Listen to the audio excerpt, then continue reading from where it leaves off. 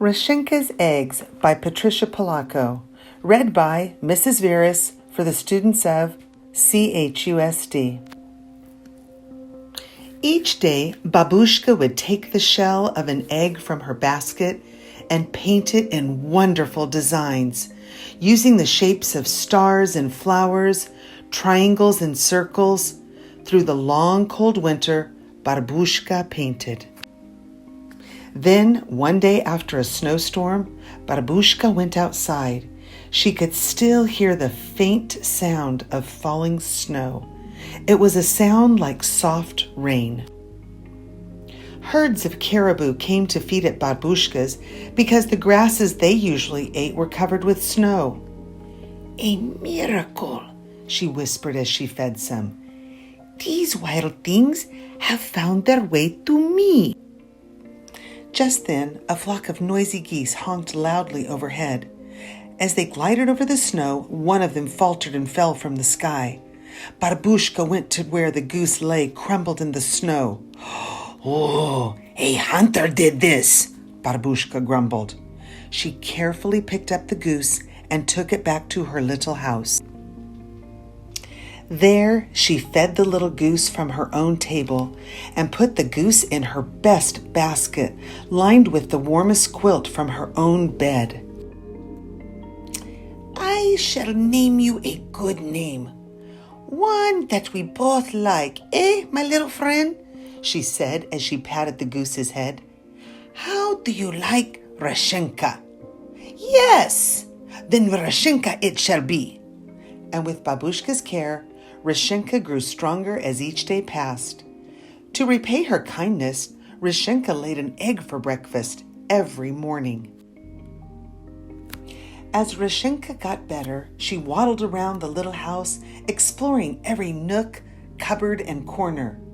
One day, she jumped on top of Babushka's work table, overturning the jars of bright-colored paint that she used to color the eggs.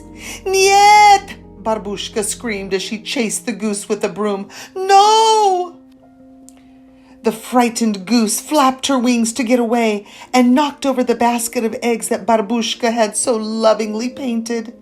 The eggs crashed onto the floor and shattered into a million pieces. They were both very sad. There was no reason now for Babushka to go to the festival. The next morning, Babushka slowly got out of bed and trundled over to Rechenka's basket to get her morning egg. But when she reached into the middle of the quilt, she picked out the most brilliantly colored egg that she had ever seen. "A miracle," Babushka whispered. "A miracle." Babushka made small holes at both ends of the egg and blew the yolk and white into a dish to cook and eat later for breakfast.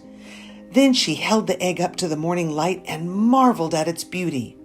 After that, every morning for 12 mornings there was another egg, each more beautiful than the one laid the day before. Soon, Babushka had enough eggs to take to the festival in Moscow. A miracle has replaced the eggs that were broken. "Spring is here, my little friend," Babushka said to Rechenka the morning of the festival. "Soon now, you will be flying off to the north with your flock." She bustled to the hearth fire and brewed some of her most favored tea.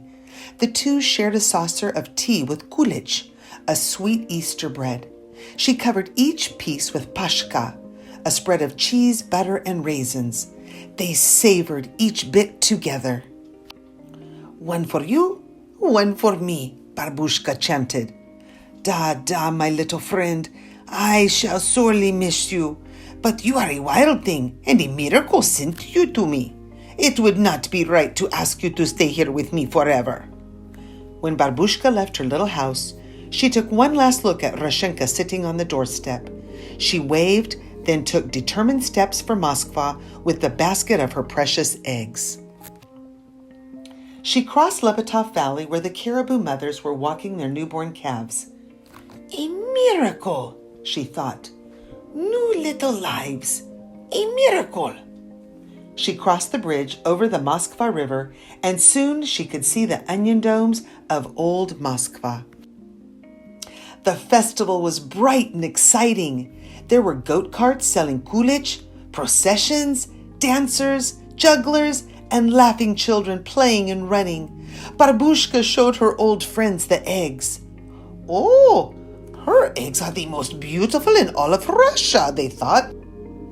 "Look at them," the elders said. "They almost glow, as if the paint is part of the shell itself." The judges picked Barbushka's eggs as the most beautiful. Barbushka was so happy, she beamed as she looked at the first prize, a feather bed quilt. As Barbushka made her way homeward, a honking flock of geese flew overhead. Barbushka gave them a long, lingering look. She wondered if Rechenka was one of them. When Barbushka arrived at her house that evening, Rechenka was gone. Alone, she put the new quilt on her little bed.